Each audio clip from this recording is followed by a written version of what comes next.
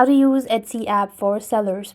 Welcome back to our channel. In this guide video, I'm going to show you the procedure to use Etsy app for seller. Now, to use Etsy app for seller, first you want to use the desktop version of it to set up your shop on Etsy.com. You could use the Etsy.com as well, or Etsy.com/sellers account. First thing first, you want to go to Etsy.com/sellers to create an account.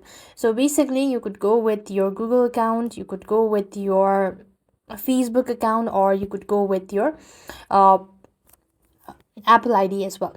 Now you want to select one of these methods. You could go ahead and create your account, right?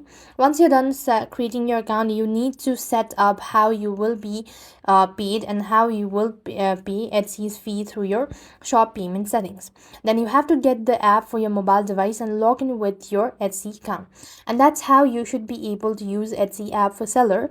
And after you're done creating your account, you could start publishing your photos and videos of your product or add in a listings. And that's how things work in Etsy. I hope the video was helpful. Make sure to like, share and subscribe. Thank you for watching. See you in the next video.